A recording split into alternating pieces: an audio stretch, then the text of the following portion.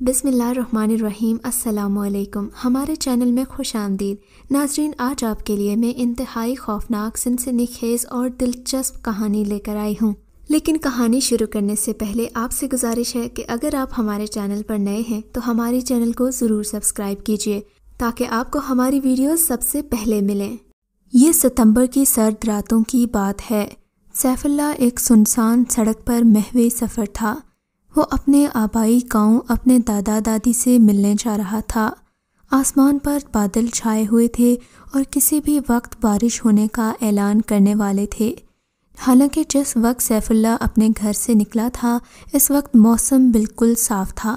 سردی کا اتنا احساس اس وقت نہیں تھا جتنا اب ہو رہا تھا۔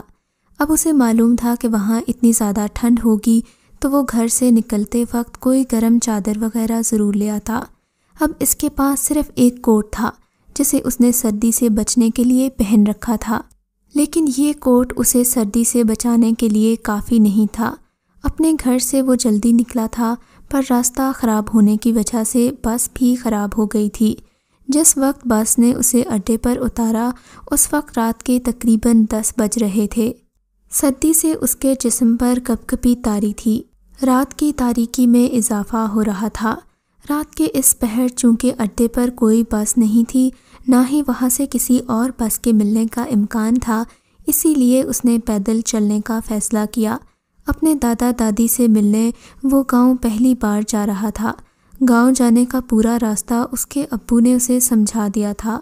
اس کے گھر والوں نے اسے اکیلا جانے سے روکا بھی، لیکن اس نے کہا کہ وہ دادا دادی کو سرپرائز دے گا۔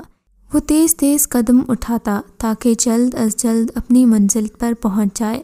اچانک آسمان پر بجلی چمکی جس سے وہ گھبرا گیا۔ وہ مضبوط دل کا مالک تھا، لیکن خوف ایک قدرتی امر ہے جو بڑے بڑوں کی ہوا نکال دیتا ہے۔ بجلی کی چمک کسی بھی وقت بارش کے ہونے کی پیشین گوئی تھی۔ اب بجلی وقفے وقفے سے کڑک رہی تھی۔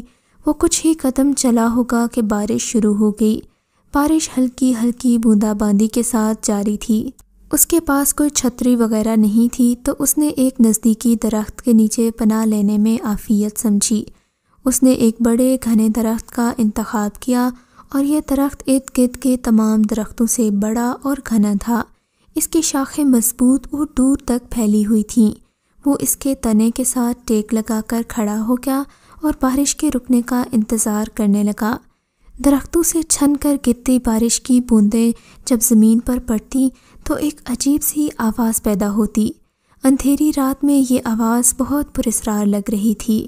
وہ بارش کے رکنے کی دعائیں کرنے لگا، لیکن بارش تھی کہ تھمنے کا نام ہی نہیں لے رہی تھی۔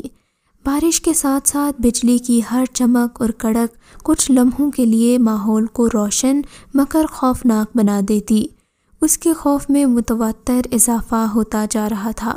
وہ بہت خوفزدہ تھا۔ مسلسل 1 گھنٹہ برسنے کے بعد بارش کا زور آہستہ آہستہ کم ہوتا گیا اور پھر بالکل ہی ختم ہو گیا۔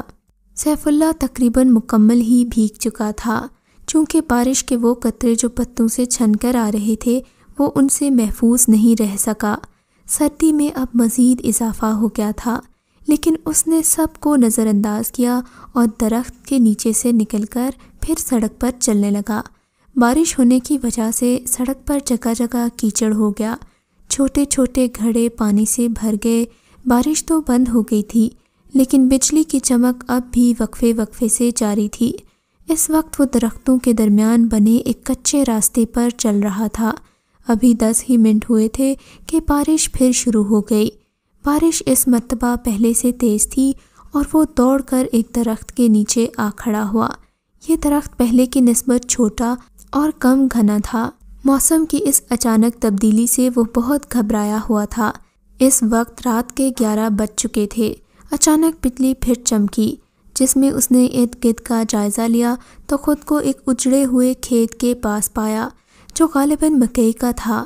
بارش آدھا گھنٹہ تک اسی طرح برسی اور دل کھول کر برسی۔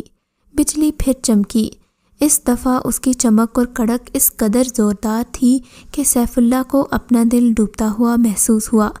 بجلی کی روشنی میں اس نے ایک اور درخت دیکھا جو کہ تقریباً 1000 میٹر کے فاصلے پر تھا اور اسے درخت کے پاس ایک سایہ نظر آیا جو درخت کے ساتھ پشت لگائے کھڑا تھا۔ رات کے اس پہر ایک انجان جگہ پر سایہ دیکھ کر ڈرنا ایک فطری امر ہے، اس لیے وہ ڈر گیا اور اس نے اس سائے کی طرف دیکھا۔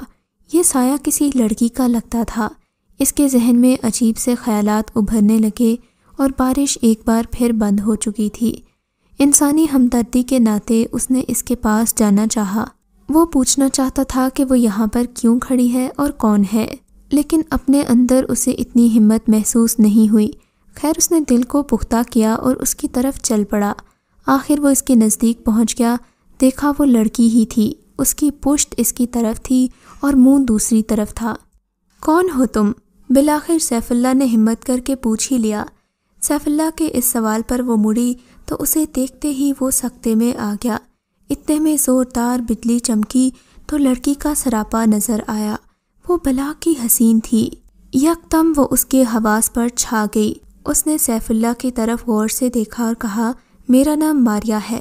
اس کے لہجے میں اتنی نرمی تھی کہ وہ اگلا سوال کرنے پر مجبور ہو گیا، پر تم اتنی رات گئے یہاں کیا کر رہی ہو؟ میں یہاں نزدیک ہی رہتی ہوں۔ میں شہر گئی تھی اپنے ابو کی دوائی لینے، وہ بہت بیمار ہیں، لیکن آتے ہوئے مجھے دیر ہو گئی اور پھر بارش کی وجہ سے مجھے یہاں رکنا پڑا۔ اچھا تو تم کون ہو؟ لڑکی نے سیف اللہ سے سوال کیا۔ میرا نام سیف اللہ ہے اور میں شہر سے آیا ہوں اپنے دادا دادی سے ملنے۔ کہاں رہتے ہیں وہ؟ لڑکی نے ایک اور سوال کیا۔ وہ اسی گاؤں میں رہتے ہیں، یہ میرا آبائی گاؤں ہے، بس راستے میں خراب ہو گئی تھی اس لیے دیر سے پہنچا اور کوئی سواری نہ ملنے پر پیدل چل پڑا اور پھر بارش کی وجہ سے مجھے بھی یہاں رکنا پڑا، سیف اللہ نے مختصراً بتایا۔ اب وہ اس کے ساتھ کچھ باتیں کرنا چاہتا تھا۔ اس نے اپنے گاؤں کا پتہ بتایا تو کہنے لگی کہ یہاں سے 2-2.5 گھنٹے لگ جائیں گے۔ تم ایک کام کرو، آج رات ہمارے گھر میں قیام کر لو، صبح ہوتے ہی میں تمہیں وہاں تک چھوڑ آؤں گی۔ وہ اس لڑکی کی ہمت پر حیران تھا۔ سخت سردی اور لڑکی کو سردی کا بالکل احساس نہیں تھا۔ اس نے بات بڑھاتے ہوئے کہا، اس وقت رات بہت زیادہ ہو چکی ہے، اگر وہاں جاؤ گے تو راستے میں تمہارے ساتھ کچھ بھی ہو سکتا ہے۔ راستے میں جنگلی جانور، بھیڑیے ہیں، اس لیے تم نہ ہی جاؤ تو اچھا ہے۔ لڑکی نے سیف اللہ کو راستے میں پیش آنے والے خطرات سے آگاہ کیا۔ اس سے پہلے کہ سیف اللہ کچھ اور کہتا، لڑکی نے سیف اللہ کا ہاتھ پکڑ لیا۔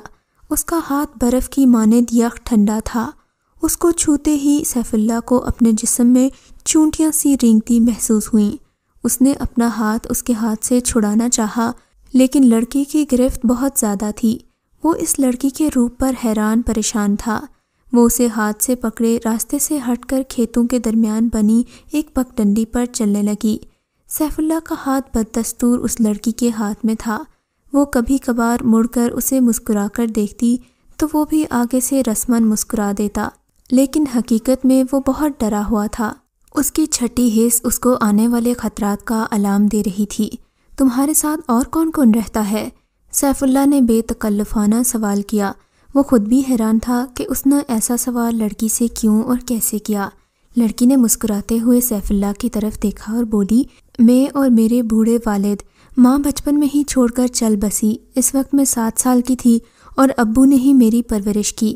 اب لڑکی نے سیف اللہ کا ہاتھ چھوڑ دیا۔ وہ چاہتا تو وہاں سے بھاگ سکتا تھا، لیکن پھر اس نے سوچا کہ لڑکا ہو کر لڑکی سے ڈر شرم کی بات ہے، جو ہوگا دیکھا جائے گا۔ یہ سوچ کر وہ مسلسل اس کے ساتھ چلتا رہا۔ لڑکی اسے ساتھ لیے آدھا گھنٹہ چلتی رہی۔ آخر وہ ایک بوسیدہ گھر کے سامنے پہنچ گئے۔ گھر انتہائی خستہ حال اور بوسیدہ تھا۔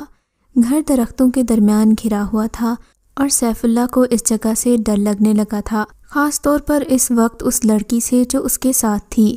اس لڑکی نے کھنڈر نما گھر کا انتہائی بوسیدہ اور بڑا دروازہ دھکیلا تو اندر بالکل مکمل اندھیرا چھایا ہوا تھا۔ ایسا لگ رہا تھا جیسے برسوں سے کوئی روشنی نہ ہوئی ہو۔ تم یہاں ٹھہرو، میں روشنی کا انتظام کرتی ہوں۔ یہ کہہ کر وہ لڑکی اندھیرے میں یوں غائب ہو گئی جیسے اس اندھیرے کا ہی حصہ ہو۔ سیف اللہ وہاں اکیلا رہ گیا۔ اس کو گھمبیر سناٹے اور اندھیرے میں ڈر لگنے لگا۔ وہ وہاں سے بھاگنے کے بارے میں سوچنے لگا۔ اس نے اندھیرے میں دروازے کا تعین کیا اور دوڑا، لیکن یہ کیا؟ اس کا سر کسی سخت دیوار سے ٹکرایا تو وہ گر گیا۔ دیوار سے اس کی ٹکر اس قدر سخت اور اچانک تھی کہ وہ اپنا سر گھومتا ہوا محسوس کرنے لگا۔ اس کی آنکھوں کے سامنے تارے ناچنے لگے۔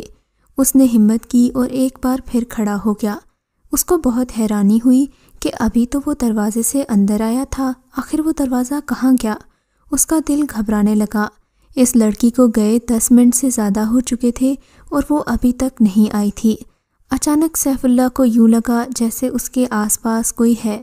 اسے کسی کی سانسوں کی آواز سنائی دے رہی تھی۔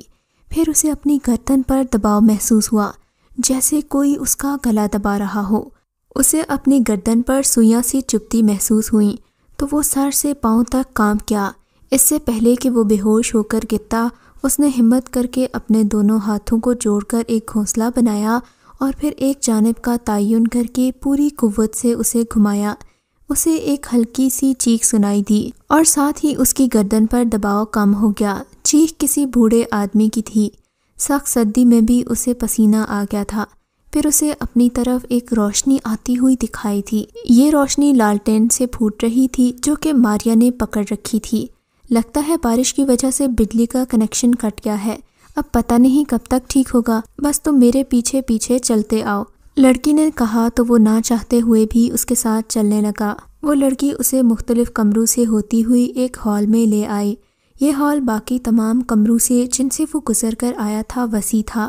اس بڑے ہال میں صرف ایک چارپائی تھی اور اس میں ایک چراغ جل رہا تھا۔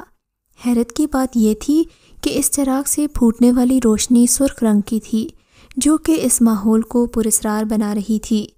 تم یہاں بیٹھو، میں تمہارے لیے کھانا لاتی ہوں، ماریا نے کہا اور پھر سیف اللہ کا جواب سنے بغیر ہی چلی گئی۔ سیف اللہ ایک بار پھر اس وسیع ہال میں تنہا رہ گیا تھا۔ تھوڑی دیر بعد جب وہ واپس آئی تو اس کے ہاتھ میں ایک ٹرے تھی جس میں گرم بھاپ اٹھتا کھانا اور پانی کا ایک جگ تھا جس میں سرخ رنگ کا گاڑھا مشروب تھا۔ سیف اللہ کو بھوک تو تھی لیکن گرم کھانا دیکھ کر اس کی بھوک اور بھی تیز ہو گئی۔ اس نے یہ بھی نہیں سوچا کہ اتنے سے وقت میں کھانا کیسے تیار ہو سکتا ہے۔ سیف اللہ نے جیسے ہی پہلا نوالا لیا اسے الٹی آ گئی کیونکہ اس کھانے کا ذائقہ عجیب سا تھا۔ کیا ہوا؟ ماریا نے پریشان ہوتے ہوئے پوچھا۔ کچھ نہیں، مجھے بھوک نہیں ہے، سیف اللہ نے بہانہ کیا۔ ٹھیک ہے، پانی تو پی لو، ماریا نے کہا تو سیف اللہ نے جگ سے پانی بھرا اور کھٹاکھٹ پی گیا۔ پانی پیتے ہی اس کو اپنے سر میں درد محسوس ہوا۔ اس کے بعد وہ ہوش کی دنیا سے بیگانہ ہو گیا۔ رات کے نہ جانے کون سے پہر اس کی آنکھ کھلی تو کمرے میں لالٹین کی روشنی پھیلی ہوئی تھی۔ سیف اللہ کو اپنے اوپر ایک سایہ جھکا محسوس ہوا۔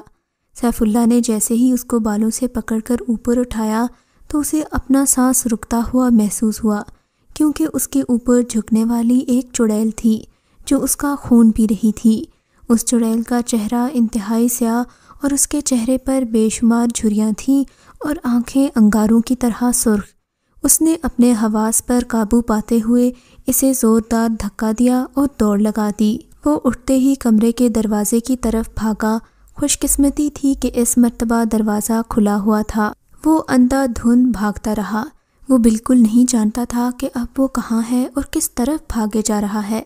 آسمان اب بالکل صاف ہو چکا تھا، ستارے چمک رہے تھے اور بارش کی وجہ سے جگہ جگہ کیچڑ بن گیا تھا۔ مسلسل بھاگنے سے وہ بہت تھک گیا تھا۔ اس کی سانسیں بے ترتیب ہونے لگیں۔ پھر اس کا پاؤں کسی بڑے پتھر سے ٹکرایا اور اس کے ساتھ ہی وہ پھر بے ہوش ہو گیا۔ جب اس نے آنکھیں کھولیں تو خود کو ایک اجنبی مقام پر پا کر گھبرا کر اٹھنے ہی والا تھا کہ اسے اپنے عقب سے ایک آواز سنائی دی، لیٹے رہو بیٹا۔ اس نے چونک کر آواز کی سمت دیکھا تو اس کی نظر ایک بارعشق بزرگ پر پڑی جن کی عمر کم از کم 80 سال کے لگ بھگ تھی۔ ان کے ہاتھوں میں تسبیح اور بدن پر سفید لباس تھا۔ آپ کون ہیں اور میں اس وقت کہاں ہوں؟ مجھے یہاں کون لایا؟ سیف اللہ نے کئی سوال ایک دم بزرگ سے کر ڈالے۔ وہ بزرگ پہلے تو تھوڑا مسکرائے، پھر بولے، تم تھوڑا آرام کر لو، میں تمہارے سوالوں کا جواب دوں گا۔ نہیں بابا جی، میں ٹھیک ہوں، آپ پلیز بتائیں کہ میں کہاں ہوں۔ جب بزرگ نے سیف اللہ کو اس قدر پریشان دیکھا تو حیرت زدہ ہو کر بولے، مجھے تم راستے میں بے ہوش پڑے ملے تھے، تمہاری حالت بہت زیادہ خراب تھی۔ سیف اللہ کو بزرگ کا انداز اچھا لگا تو اس نے انہیں مخلص سمجھ کر اپنے اوپر بیتنے والا سارا واقعہ سنا دیا۔ اوہو، تو یہ بات ہے، پر آپ کون ہیں بابا جی؟ سیف اللہ نے دوبارہ سوال کیا۔ میرا نام رحمان ہے اور اسی جنگل میں میرا مسکن ہے، بزرگ نے تعارف کروایا۔ بہت ہی سرکش اور ضدی چڑیلوں اور بدروحوں کو میں نے قید رکھا ہے۔ اس جنگل کی ہر چیز پر میری حکومت ہے، پر لگتا ہے تم نے جس چڑیل سے پیچھا چھڑایا ہے وہ بہت ہی خطرناک اور طاقتور تھی۔ ایک بات یاد رکھو، چڑیل جس انسان کا خون ایک بار چکھ لیتی ہے اس کو اس وقت تک نہیں چھوڑتی جب تک اس کے سارے جسم کا خون نہ نچوڑ لے، اور اس نے تمہارا خون چکھ لیا ہے، اب وہ تمہیں ضرور ڈھونڈے گی۔ بزرگ نے سیف اللہ کو یہ سب بتایا تو وہ گھبرا گیا۔ اس کا واسطہ زندگی میں چڑیل سے نہیں ہوا تھا، اس نے صرف اس بارے میں کہانیاں سن رکھی تھیں۔ اسے کیا معلوم تھا کہ جن کہانیوں کو سن کر وہ ہنستا تھا ایک دن اس کی زندگی میں بھی وہ سچ ہو جائیں گی۔ بزرگ نے اس کا ڈرا ہوا چہرہ دیکھا تو اسے دلاسا دلایا کہ اب تم بے فکر ہو جاؤ، اس علاقے پر میرا راج چلتا ہے، یہاں میری مرضی کے بغیر کچھ نہیں ہو سکتا۔ مجھے پتہ کرنا ہوگا کہ وہ چڑیل جس سے تم ملے تھے وہ کون تھی، اور یہ سب معلوم کرنے کے لیے مجھے آج رات عمل کرنا ہوگا۔ فی الحال تم آرام کرو۔ یہ کہہ کر بزرگ چلے گئے، مگر سیف اللہ ایک بار پھر تنہا رہ گیا۔ اس نے جھونپڑی کا جائزہ لیا، اس میں گھاس پھوس کا فرش اور پانی کا ایک گھڑا تھا، مٹی کا گلاس بھی موجود تھا، لیکن جہاں وہ بزرگ بیٹھے تھے وہاں پر کسی جانور کی کھال بچھی ہوئی تھی۔ پھر اسے اپنے پیچھے سے آواز سناتی، کھانا کھا لو بابو جی۔ سیف اللہ نے پلٹ کر دیکھا تو خوف سے اس کی سانسیں رکنے کو تھیں اور حیرت سے آنکھیں پھٹی کی پھٹی رہ گئیں، کیونکہ آواز دینے والا کوئی انسان نہیں تھا بلکہ کوئی عجیب ہی مخلوق تھی۔ کون ہو تم؟ اس نے ڈرتے ڈرتے پوچھا تھا۔ میرا نام رام ہے، اس نے انسان کی طرح آگے بڑھ کر کہا اور کھانا چارپائی پر رکھ دیا۔ میں ایک جن ہوں اور باپو جی پہلے مجھے قید کر کے رکھتے تھے لیکن پھر مجھے آزاد کر دیا۔ ان کی خوش اخلاقی سے متاثر ہو کر میں ان کے پاس ہی رہ گیا۔ وہ غلاموں کی طرح ہاتھ باندھے اس کے سامنے کھڑا تھا۔ سیف اللہ نے جو ہی کھانے کا نوالا لیا، کھانا بے حد لذیذ تھا، اس لیے وہ چکھتے ہی کھانے پر ٹوٹ پڑا۔ منٹوں میں اس نے کھانا چٹ کر لیا، اس کے بعد اس نے جگ سے پانی پیا جس سے اس کی کھوئی ہوئی توانائی بحال ہو گئی۔ جب وہ کھانا کھا چکا تو جن اندر آیا اور برتن لے کر چلا گیا۔ کھانا کھا کر سیف اللہ چارپائی پر لیٹ گیا، دل ہی دل میں چڑیل اور بزرگ کے بارے میں سوچنے لگا کہ پتہ نہیں بابا جی کو اس چڑیل کے بارے میں پتہ چلے گا بھی یا نہیں۔ اس نے آنکھیں موند لیں اور نہ جانے کب وہ نیند کی وادی میں چلا گیا۔ شام کے وقت تک وہ سوتا ہی رہا۔ شام کو بزرگ کے اٹھانے پر اس کی آنکھ کھلی جو اسے کھانا کھانے کا کہہ رہے تھے۔ اس نے اٹھتے ہی اس چڑیل کے بارے میں پوچھا۔ بزرگ نے اسے تسلی دی کہ ابھی تک تو وہ نہیں ملی، لیکن وہ رات کو ایک عمل کریں گے جس سے انہیں اس کے بارے میں پتہ لگ جائے گا۔ شام کو جاتے ہوئے بزرگ نے سختی سے منع کیا کہ آج رات تم اس جھونپڑی سے باہر مت نکلنا، ورنہ تمہاری جان کو خطرہ ہو سکتا ہے۔ ٹھیک ہے بابا جی، جیسے آپ کا حکم، سیف اللہ نے مؤدبانہ لہجے میں کہا۔ اسے سونے کا کہہ کر بزرگ عمل کرنے کے لیے چلے گئے، مگر سیف اللہ کو نیند نہیں آ رہی تھی۔ اسے بزرگ پر پورا بھروسہ تھا کہ وہ اس چڑیل کو ختم کر دیں گے۔ وہ یوں ہی لیٹا رہا۔ رات کو اسے محسوس ہوا کہ جیسے کوئی اسے بلا رہا ہے۔ پہلے پہل تو اسے یہ وہم لگا، مگر جب آوازیں مسلسل سنائی دینے لگیں تو اسے یقین ہو گیا کہ باہر کوئی ہے۔ وہ اٹھ کر باہر جانے ہی والا تھا کہ اس آواز کے بارے میں معلوم کر سکے۔ پھر اسے بزرگ کی بات یاد آ گئی کہ بیٹا آج کسی صورت بھی گھر سے باہر مت نکلنا۔ اس نے باہر جانے کا ارادہ ترک کر دیا اور دوبارہ لیٹ گیا۔ ساری رات اسے یہی آوازیں پریشان کرتی رہیں، لیکن اس نے ان کو انسنا کر دیا اور یوں ہی کروٹ بدلتے بدلتے رات گزر گئی۔ اسے صبح اس کا ناشتہ دیا گیا۔ ناشتہ کرنے کے بعد حسب معمول کالو جن برتن اٹھا کر چلتا بنا۔ اب اسے بابا جی کا انتظار تھا تاکہ ان سے چڑیل کے بارے میں معلوم کر سکے۔ صبح کے 9 یا 10 بجے اس کا یہ انتظار طویل رنگ لایا اور بابا جی واپس آ گئے۔ آتے ہی سیف اللہ نے ان سے چڑیل کے بارے میں پوچھا۔ غور سے سنو بیٹا، وہ بہت ہی ظالم اور طاقتور ہے۔ مجھے پتہ چلا ہے کہ وہ معصوم اور سیدھے سادے مسافروں اور راہ گیروں کو بھلا پھسلا کر مندر میں لے جاتی ہے، جہاں وہ تمہیں بھی لے گئی تھی، اور پھر وہاں ان کا خون پیتی ہے۔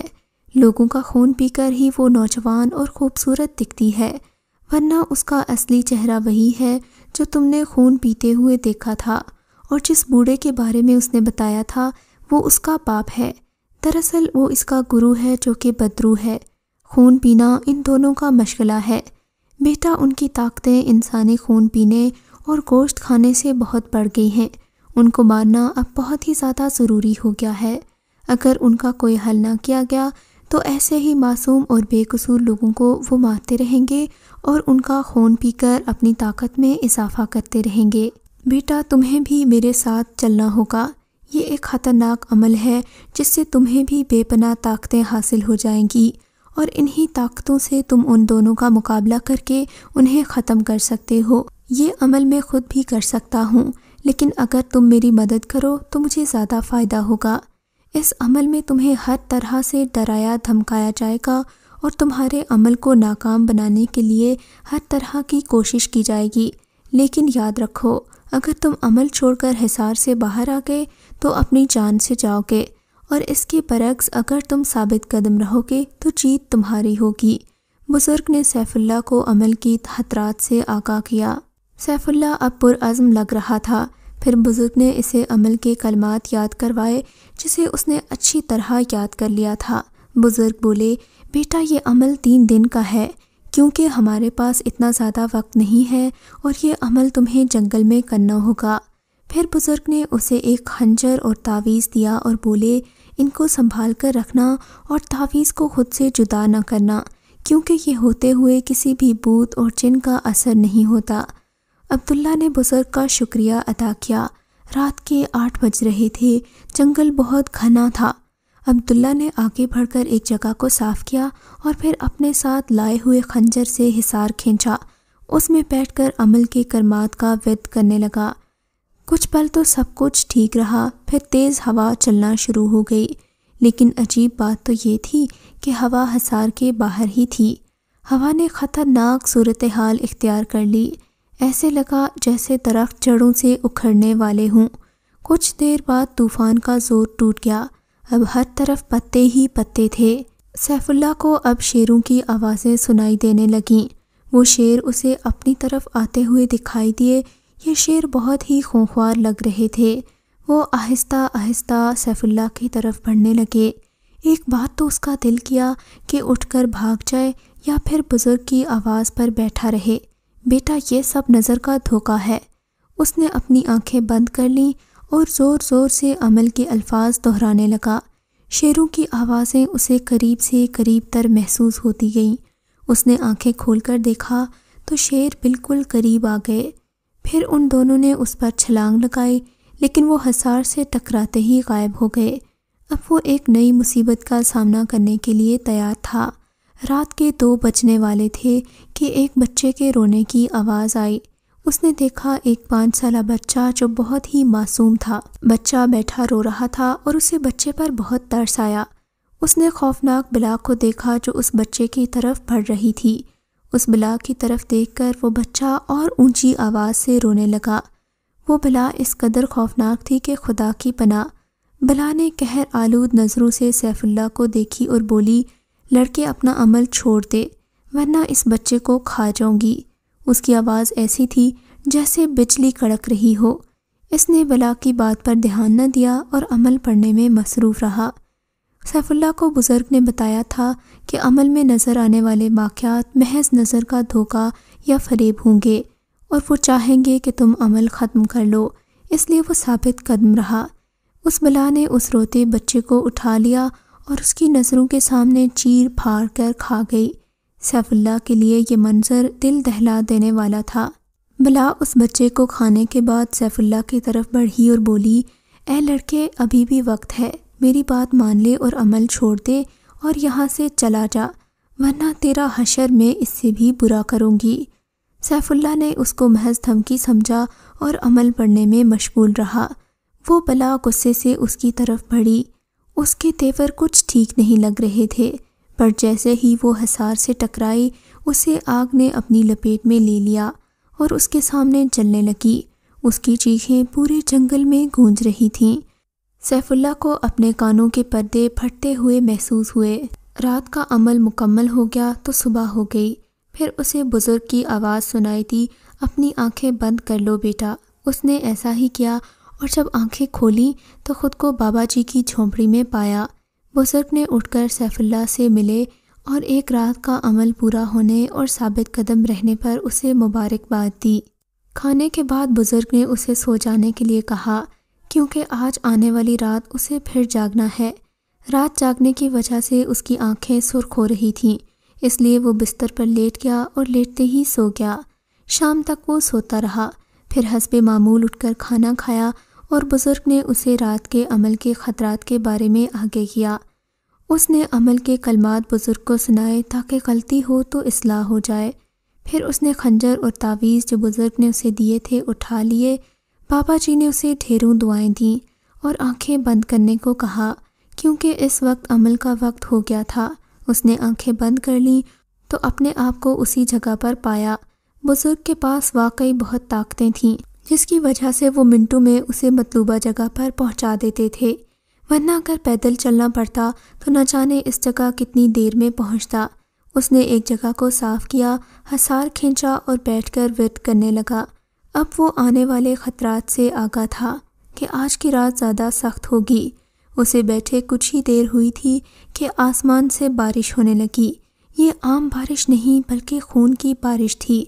حیرت یہ تھی کہ کل کی طرح یہ سب حصار کے باہر ہو رہا تھا۔ پھر اسے اپنی طرف ایک لڑکی آتی دکھائی دی تو سیف اللہ اس کے حسن میں کھو کر سب کچھ بھول گیا۔ وہ لڑکی حصار سے تھوڑا ہٹ کر اس کے سامنے بیٹھ گئی۔ وہ بت بنا اس حسن کی دیوی کو تکے جا رہا تھا۔ وہ لڑکی افسردہ تھی اور پھر اس نے رونا شروع کر دیا۔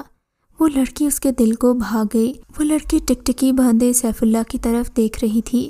پھر وہ اس سے مخاطب ہوئی، کیا تم مجھ سے شادی کرنا چاہتے ہو؟ اگر کرنا چاہتے ہو تو حصار سے باہر نکل آؤ۔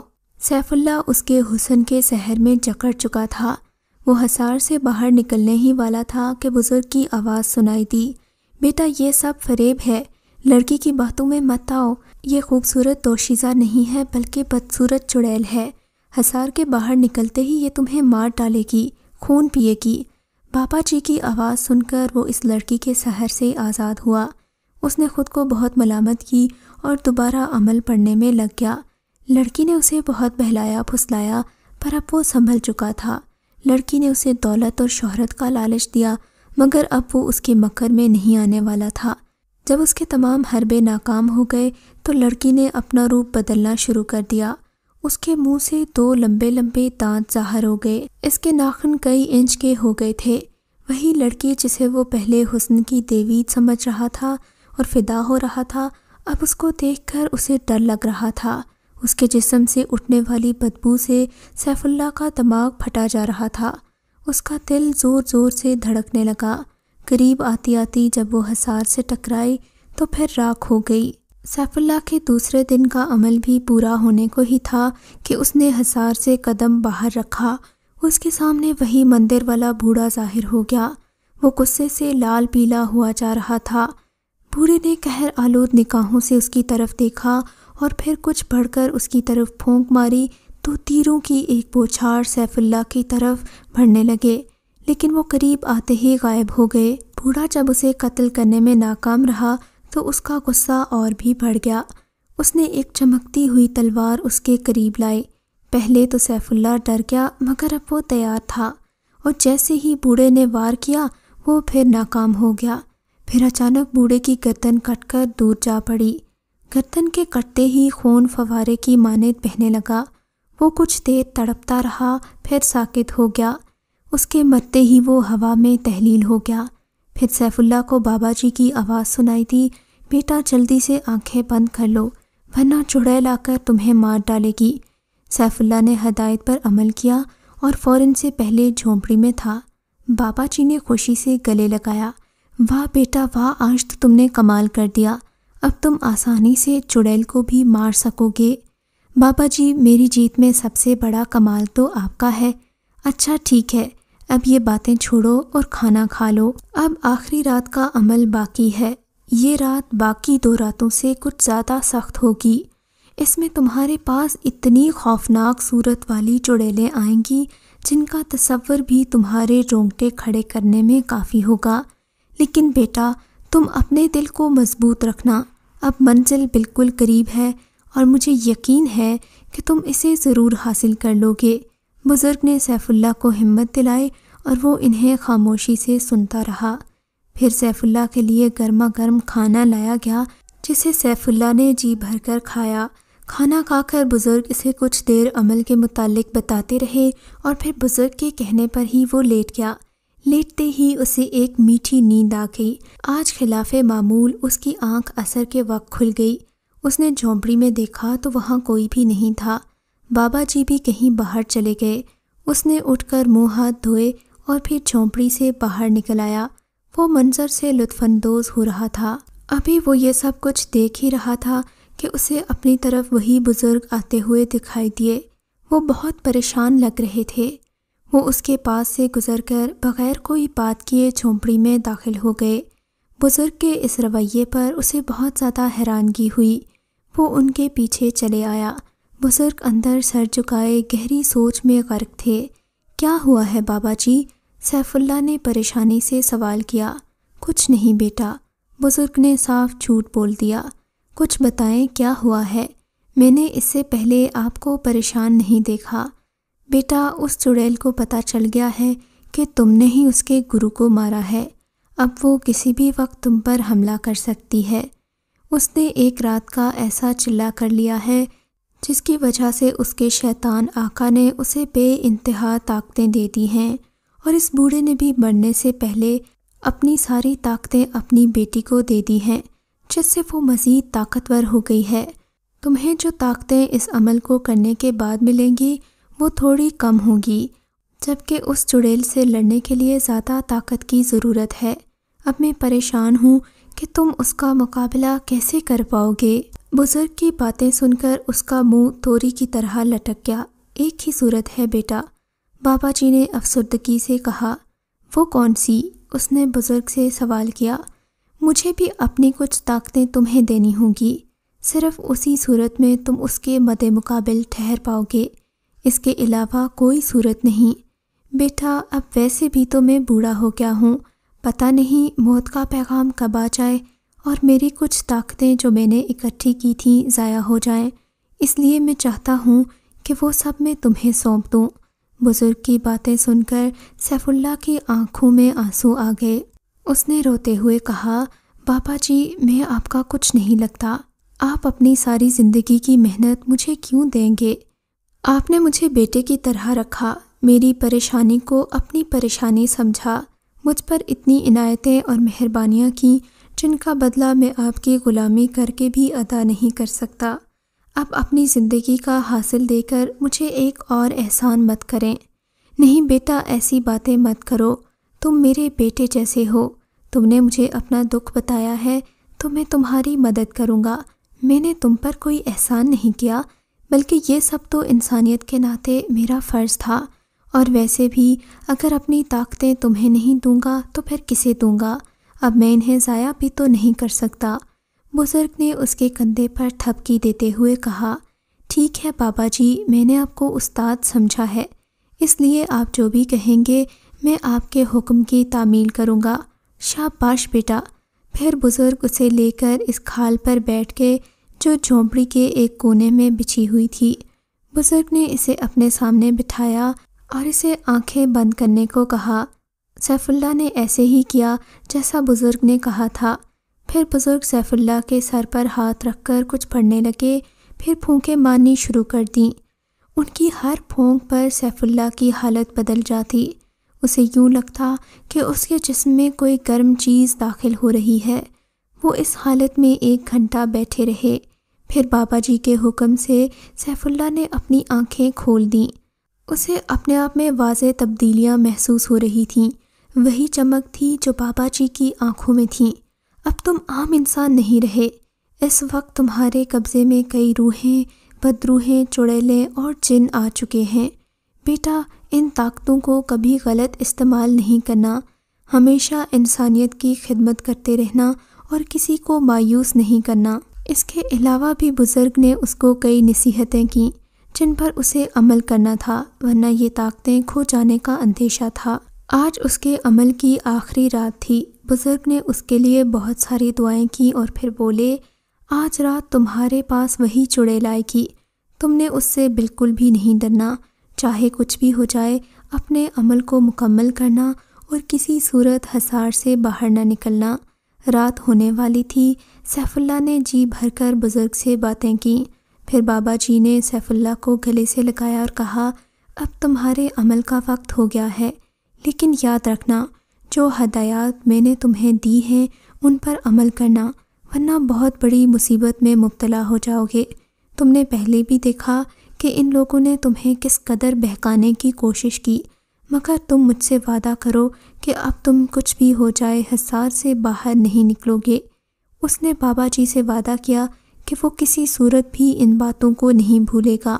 پھر بابا جی نے سیف اللہ کو طاقتوں کے استعمال کا طریقہ بھی بتا دیا۔ سیف اللہ نے آنکھیں بند کی تو وہ اسی جگہ پر پہنچ گیا جہاں بیٹھ کر اس نے پہلی 2 راتوں کے عمل مکمل کیے تھے۔ آج رات بہت ہی خوفناک اور تاریک تھی۔ جنگل میں ماسوائے گیدڑوں اور دیگر درندوں کے کچھ نہیں تھا۔ پورے جنگل پر ایک مہیب سناٹا چھایا ہوا تھا۔ اس نے اپنا خنجر نکالا، حصار کھینچا اور بیٹھ کر عمل کا ورد شروع کرنے لگا۔ کچھ ہی دیر گزری تھی کہ کئی خوفناک آوازیں آنا شروع ہو گئیں۔ جب اس نے آوازوں کی سمت دیکھا تو اس کا سانس حلق میں ہی اٹک کر رہ گیا، کیونکہ اس کے سمت سینکڑوں گوشت سے آری ڈھانچے چلے آ رہے تھے جن کے ہاتھوں میں کلہاڑیاں اور تیز بھالے تھے۔ اسے یوں لگا جیسے یہ آدم خور اسے ابھی کچا کھا جائیں گے، مگر اس نے دل کو مضبوط رکھا اور عمل میں مشغول رہا، کیونکہ اسے بابا جی کی بات یاد تھی کہ یہ سب کچھ نظر کا دھوکہ ہے۔ ڈھانچے حصار سے ٹکراتے ہی پہلے کی طرح غائب ہوتے گئے۔ اب رات کا وقت گزر رہا تھا۔ ایسا صبح تک ہوتا رہا۔ آخری وقت میں وہی لڑکی نمودار ہوئی جو اسے پہلی بار راستے میں ملی تھی۔ اس کے انگ انگ سے مستی ٹپک رہی تھی۔ وہ مستانی چال چلتی ہوئی اس کے قریب آئی۔ اس نے اپنے حسن سے سیف اللہ کو لبھانے کی لاکھ حربے کیے، مگر سب بے سود۔ جب وہ اپنی حرکات سے اسے لبھا نہیں سکی تو اسے غصہ آنے لگا۔ اس نے اپنی شکل بدلنا شروع کر دی۔ اس کے جسم پر لمبے لمبے بال اگائے۔ ان بالوں میں زہریلے کیڑے ابل رہے تھے۔ اس کی آنکھیں تارکول جیسی ہو گئیں۔ اس کے 2 دانت تھے جو اب لمبے ہوتے جا رہے تھے۔ اس نے سیف اللہ سے وعدہ کیا کہ وہ وہاں سے چلی جائے گی اور یہاں کبھی نہیں آئے گی، لیکن اس کی معافیاں بھی دھوکہ ہی تھیں۔ سیف اللہ کو خون پینے والی رات کبھی نہیں بھول سکتی تھی۔ وہ جانتا تھا کہ اس کی اصل شکل وہی ہے جو اس نے دیکھی تھی۔ صبح ہوتے ہی سیف اللہ کا عمل پورا ہو گیا۔ اس نے بسم اللہ پڑھ کر حصار سے قدم باہر نکال لیے۔ اس کا باہر نکلنا تھا کہ چڑیل اس پر برس پڑی۔ اس نے سیف اللہ پر کئی آگ کے گولے پھینکے، کبھی تیر، کبھی خون کی بارش تو کبھی سانپ بچھو، مگر سب سیف اللہ کے قریب آتے ہی ختم ہو جاتے۔ جب اس چڑیل کے سارے وار ناکام ہو گئے تو وہ گڑ گڑانے لگی۔ سیف اللہ نے عمل کے الفاظ پڑھ کر اس پر پھونک ماری تو اس کے اعضاء جسم سے الگ ہونا شروع ہو گئے۔ اس کی چیخیں دل دہلا دینے والی تھیں۔ سیف اللہ نے مزید عمل پڑھ کر اس پر پھونک ماری تو وہ راکھ کا ڈھیر بن گئی۔ مصیبت کے ٹلتے ہی اس نے اللہ کا شکر ادا کیا۔ تیز آندھی شروع ہو گئی اور بے شمار بلیوں کے رونے کی آوازیں آنے لگیں، جیسے اپنی ساتھی کی موت پر آنسو بہا رہی ہوں۔ پھر سیف اللہ نے دل میں بزرگ کا تصور کیا اور آنکھیں بند کر لیں۔ کھولیں تو وہ بزرگ کے سامنے تھا۔ بزرگ اسے دیکھتے ہی نم آنکھوں سے بولے اور گلے لگا لیا۔ کہنے لگے کہ چڑیل کا خاتمہ ہو گیا ہے، اب تم دادا دادی سے ملنے جا سکتے ہو۔ سیف اللہ ان سے ملنے کا وعدہ کر کے واپس گھر آ گیا، لیکن اب اس کی زندگی مکمل طور پر بدل چکی تھی۔ اس نے اپنی پڑھائی چھوڑ دی کیونکہ وہ پہلے سے بھی زیادہ طاقتور ہو چکا تھا۔ اب وہ انسانیت کی خدمت کرنا چاہتا تھا۔ یہ بات آس پاس کے لوگ بھی محسوس کر چکے تھے۔ وہ جانتا تھا کہ اب وہ عام نہیں رہا بلکہ ایک خاص انسان بن چکا ہے۔ اس کی آنکھوں میں عجیب طرح کی چمک تھی۔ وہ جس بھی مقام کا سوچ کر آنکھیں بند کرتا وہیں پہنچ جاتا تھا، جس بھی کھانے کا تصور کرتا وہ اس کے سامنے حاضر کر دیا جاتا۔ دن گزرنے کے ساتھ ساتھ اس کی طاقتوں میں اضافہ ہوتا جا رہا تھا۔ اسے یقین نہیں آ رہا تھا کہ یہ سب کچھ کیسے ممکن ہو گیا۔ اس کی زندگی یکسر بدل چکی تھی، اور ایک بات جو سب لوگوں نے نوٹ کی تھی کہ کوئی بھی شخص اگر اس کی طرف غصے سے دیکھتا تو اس کو عجیب طرح کی تکلیف شروع ہو جاتی تھی۔ آس پاس کے سبھی لوگوں کو اندازہ ہو گیا تھا کہ سیف اللہ میں کوئی غیر معمولی طاقت آ چکی ہے۔ جن تو جن انسان بھی اس کے غلام بن چکے تھے، مگر اس نے اپنی طاقتوں کا کبھی غلط استعمال نہیں کیا۔ یہ تو تھیں سیف اللہ کی طاقتیں۔ ویورز، اگر آپ میں سے کسی کو جنات کے ذریعے ایسی طاقتیں حاصل ہو جائیں جن سے آپ کچھ بھی کر سکنے کے قابل ہوں، تو آپ کا پہلا قدم کیا ہوگا؟ آپ ان طاقتوں کا استعمال کیسے کریں گے؟ ہمیں کامنٹ سیکشن میں اس بارے میں ضرور بتائیے۔ اگر آپ کو یہ کہانی اچھی لگی ہے تو اس ویڈیو کو لائک کیجیے، اور اس طرح کی مزید ویڈیوز دیکھنے کے لیے ہمارے چینل کو سبسکرائب کیجیے۔ اور ہاں، اگر آپ کی کسی دوست، رشتہ دار یا بہن کے ساتھ خدا نہ کرے ایسا کوئی واقعہ پیش آیا ہے تو ہمیں کامنٹ سیکشن میں اس کے بارے میں ضرور بتائیے۔